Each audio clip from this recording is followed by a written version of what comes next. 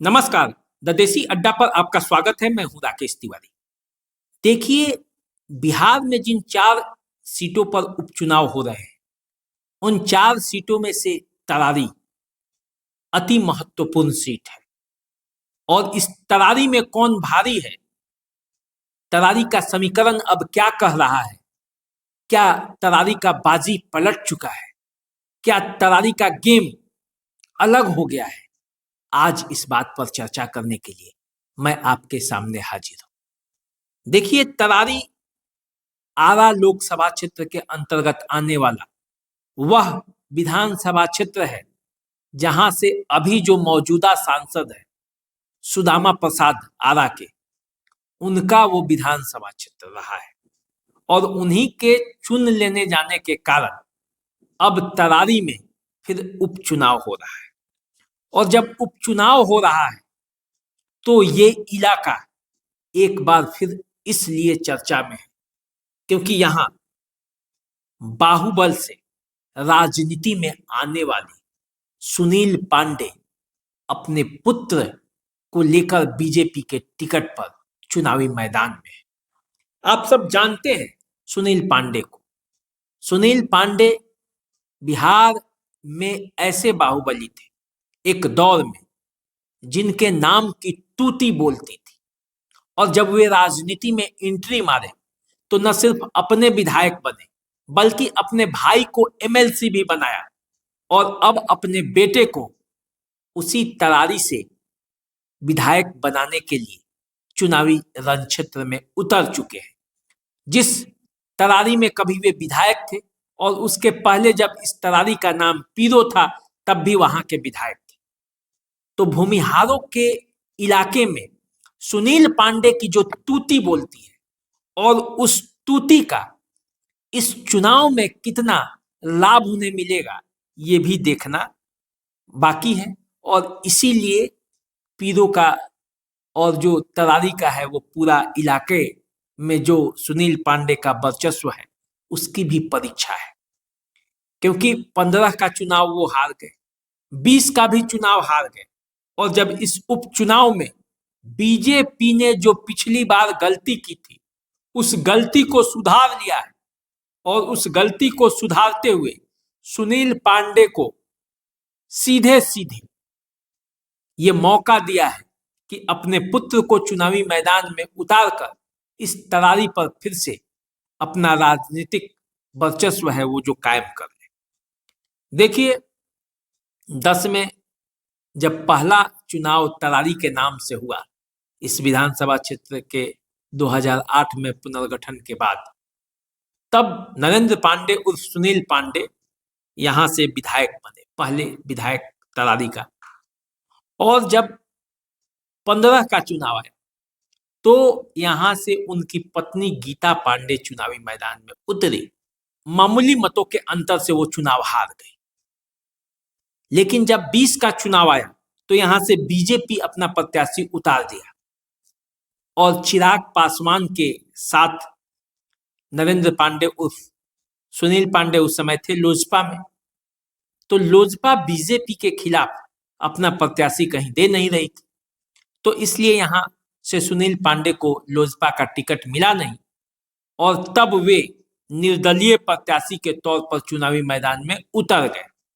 और जब सुनील पांडे यहां से निर्दलीय प्रत्याशी के तौर पर चुनावी मैदान में उतरे तो दूसरे स्थान पे चले गए। बीजेपी के जो प्रत्याशी थे वो तीसरे स्थान पर लुढ़क गए। अब देखिए, 20 का चुनावी समीकरण आप समझेंगे तो समझ पाएंगे कि इस बार यहां क्या खेला होने वाला है, तरारी पर कौन भारी पड़ेगा और क्या तरारी में गेम पलट गया है, ये आपको समझने में आसानी होगी। देखिए, सुदामा प्रसाद को पिछले चुनाव में 75,945 मत मिले थे, जबकि सुनील पांडे को 62,930, कुल 11,015 मतों के अंतर से सुनील पांडे चुनाव हार गए थे। और यहां से बीजेपी की प्रत्याशी को 13,833 मत मिले थे। तो समझिए कि यदि बीजेपी के जो मत है उसको सुनील पांडे में उस समय जोर दिया गया होता तो यहाँ का चुनावी समीकरण अलग होता। आज जो यहाँ के विधायक होते वो सुनील पांडे होते, लेकिन परिस्थितियां चुनाव में तो ऐसा होता नहीं है। चुनाव में जो लड़ा और जैसे वोट आए उसके हिसाब से रिजल्ट आया।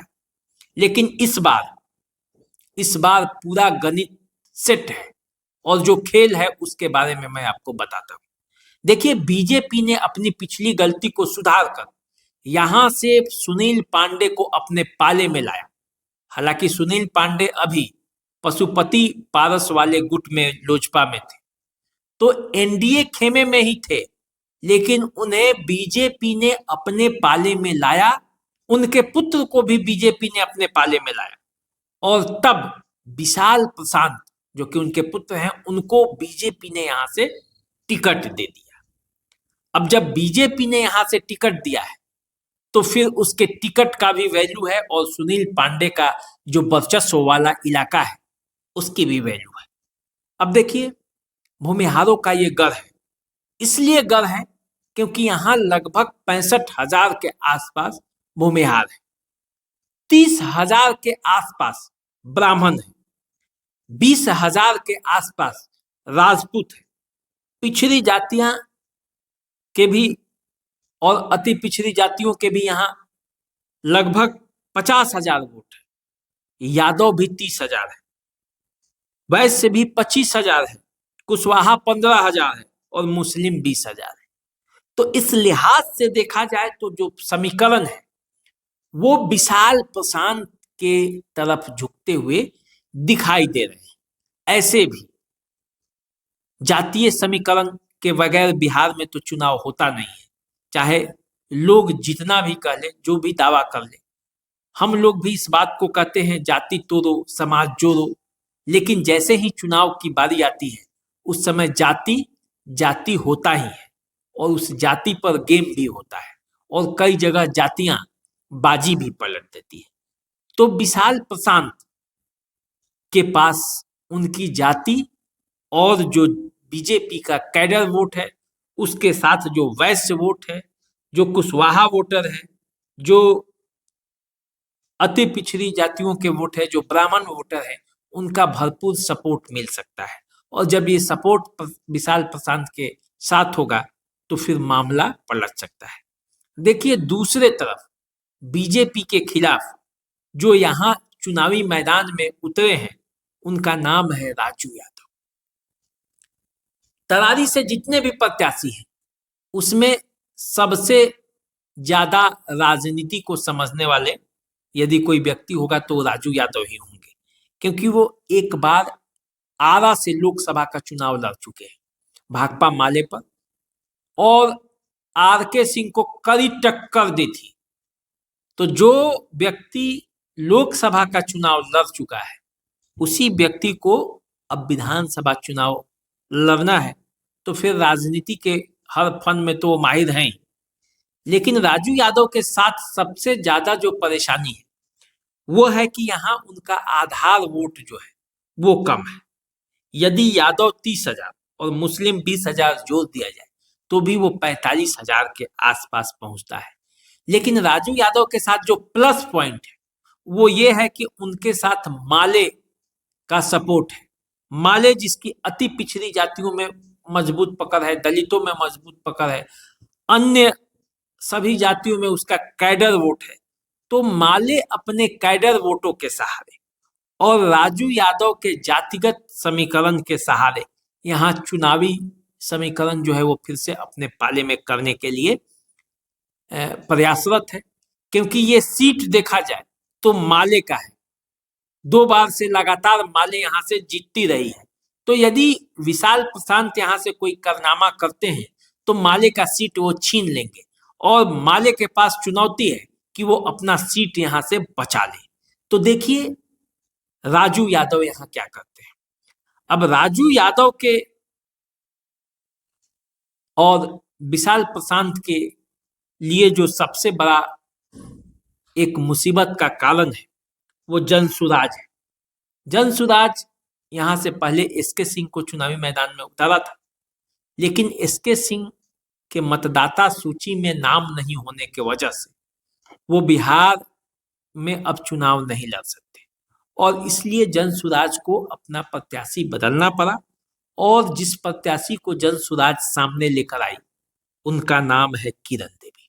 और किरण देवी उस इलाके में सामाजिक कार्यकर्ता है। सामाजिक कार्यकर्ता के रूप में उनकी एक पहचान है। एनजीओ चलाई है और एनजीओ के चलाकर वो महिला सशक्तिकरण के क्षेत्र में बड़ा अच्छा काम किया है। उन्होंने स्व सहायता समूहों के माध्यम से महिलाओं को मदद पहुंचाई है और वो महिलाओं के बीच खासी लोकप्रिय भी है। किरण देवी जो है वो भी राजपूत जाति से आती है। उनके पति वीरेंद्र कुमार जो है वो कोल फील्ड से जुड़े हुए हैं, तो कोयले के धंधे से वो जुड़े हुए हैं। तो कुल मिलाकर देखा जाए तो जनसुराज यहाँ से किरण देवी के को चुनावी मैदान में उतार चुकी है।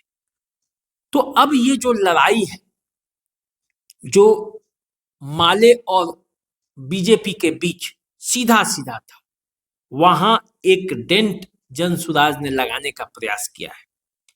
तो जब जनसुराज इन दो प्रत्याशियों के बीच होगा तो फिर समीकरण क्या होगा, ये इस पर हम लोग चर्चा करते हैं। देखिए, यहां से जो दो प्रत्याशी हैं, बीजेपी के प्रत्याशी हो या जनसुराज के प्रत्याशी, ये दोनों पहली बार चुनाव लड़ रहे हैं। जो विशाल प्रशांत है उनको ये सिद्ध करना है कि किस तरह से वो क्षेत्र के लोगों की सेवा करेंगे। हालांकि उनके सर पे उनके पिता सुनील पांडे का बड़ा हाथ है। सुनील पांडे भले ही बाहुबली हैं, लेकिन लोगों और मतदाताओं के बीच उनका एक्सेप्टेंस है, सकारात्मक एक्सेप्टेंस है और इसीलिए वो लगातार वहां से जीतते भी रहे हैं। कई मौकों पर भाई को भी एमएलसी बनवा दिए थे। अब बेटे की बारी है, तो बेटे की बारी है और गेम जो वहां तरारी जो पूरे देश में चर्चा का केंद्र बन गया था, क्योंकि प्रशांत किशोर ने जो पहला कैंडिडेट उतारा था बिहार के चुनाव में, किसी भी चुनाव में, वो तरारी क्षेत्र से ही है। इसलिए भी तरारी का नाम अब जाना जाएगा, क्योंकि सेना के रिटायर्ड लेफ्टिनेंट जनरल को वो चुनावी मैदान में उतार दिए थे। और तब देश भर में इस बात की चर्चा हुई थी कि वास्तव में प्रशांत किशोर जिसे कह रहे हैं जिस तरह के प्रत्याशी देने के, उस दिशा में आगे बढ़ चुके हैं। लेकिन अब वो प्रत्याशी भी मैदान में नहीं है, प्रत्याशी भी अलग है और तब तरारी का पूरा गेम जो है वो भी अलग है। और अब तरारी फिर पुराने ढर्रे पर ही चुनाव लड़ेगा और यहाँ जाति का भी बोलबाला होगा, सुनील पांडे का भी बोलबाला होगा, माले का भी बोलबाला होगा और जो किरण देवी है वो भी अपने लिए प्रयास करेंगे। अब देखना है कि मतदाताओं का रुझान किधर जाता है, मतदाता किसे तरारी का नया विधायक चुनना चाहते हैं, क्योंकि 1 साल का ही मौका है और इस 1 साल में वो टेस्ट करना चाहेंगे कि जो 2025 में जिसे विधायक बनाएंगे वो आखिर कौन होगा। तो चलिए, सबके पास मौका है। सुनील पांडे के पास भी मौका आ गया आम चुनाव के पहले इस उपचुनाव में अपने बेटे को स्थापित करने के लिए। मौका जनसुराज के पास भी है और मौका राजू यादव के पास भी है कि जो राजू यादव एमपी का चुनाव नहीं जीत पाए, उनके पास एक मौका है कि विधायक बनकर वो राजनीति अपना जो कैरियर है उसको आगे बढ़ा सके। तो चलिए, तरारी में क्या होगा, कौन किस पर भारी पड़ेगा, कौन जीतेगा, कौन हारेगा, इसके लिए आपको थोड़ा इंतजार करना पड़ेगा। जब 13 तारीख को मतदान होगा और 23 नवंबर को मतगणना होगा, तब तक आपको इंतजार करना पड़ेगा। इस बीच कई तरह की राजनीतिक समीकरण और राजनीतिक परिस्थितियों में बदलाव भी होगा। उस सबको बताने के लिए हम आपके बीच आते रहेंगे, आपको बताते रहेंगे। आप हमारे साथ बने रहिए, चैनल को सब्सक्राइब कर लीजिए। हमें दीजिए इजाजत, नमस्कार।